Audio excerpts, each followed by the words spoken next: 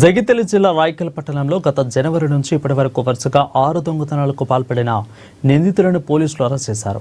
వారి వద్ద నుంచి దాదాపు 12 తులాల బంగారం, 15,000 రూపాయల నగదు, 3 మొబైల్ ఫోన్లు, దొంగతనాలకు ఉపయోగించిన i20 కారును స్వాధీనం చేసుకున్నట్లు డీఎస్పీ రఘుచందర్ తెలిపారు. జగిత్యాల రూరల్ పరిధిలోని టీఆర్ నగర్కు చెందిన వనం పాపయ్య, వనం రాము, అదేవిధంగా దాసరి రవిని అదుపులోకి తీసుకున్నామని, జగన్నాథం రవి పరారీలో ఉన్నాడని చెప్పారు. 4 ఏళ్లుగా ముఠాగా ఏర్పడి భద్రాచలం, భూపాలపల్లి జిల్లాలో మాల్యాల, జగిత్యాల, రాయకల్లో దొంగతనాలకు పాల్పట్టారని వివరించారు. జూన్ నెలలో 11 కేసులలో అరెస్ట్ అయి బెయిల్పై బయటకు వచ్చి మళ్లీ దొంగతనాల కేసులో జైలు పాలయ్యారని వివరించారు. సంవత్సరం జనవరి నుండి మన రాయకల్ పోలీస్ స్టేషన్ పరిధిలో దాదాపు 6 దొంగతనం కేసులైనవి.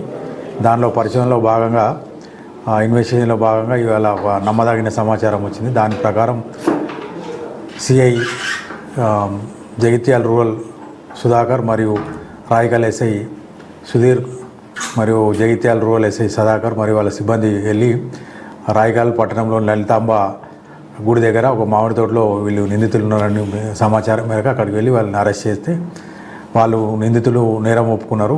ఈ రాయకల్ పిఎస్ పరిధిలో జరిగిన 6 దొంగతనాలను వాళ్ళు కన్ఫ్యూజ్ చేసింది. వాళ్ళ వద్ద నుండి దాదాపు 12 తులాల బంగారు ఆభరణాలు, 15,000 క్యాష్, 3 మొబైల్ ఫోన్లు మరియు ఈ దొంగతనానికి ఉపయోగించే ఒక i20 కారును కూడా స్వాధీనం చేసుకునేది. ఈ నిందితులందరూ కూడా ఇక్కడ మన టీఆర్ నగరు జగిత్యాల రూరల్ పిఎస్లో వీళ్ళకి సంబంధించిన వాళ్ళు వనం పాపయ్య, వనం రాము, దాసరి రవి, వీళ్ళు ఇంకొక జగన్నాథం కృష్ణ అని వీడు అబ్స్కాండింగ్ ఉన్నాడు. వీళ్ళంతా ఒక ముఠాగా ఏర్పడ్డారు.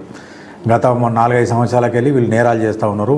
భూపాలపల్లి, భద్రాచలం, మల్యాల్, తర్వాత రాయకల్, జగిత్యాల్ ఈ పరిసర ప్రాంతాల్లో ఏంటంటే రాత్రిపూట రక్కీ చేసుకొని తాళం వేసిన ఇండ్లను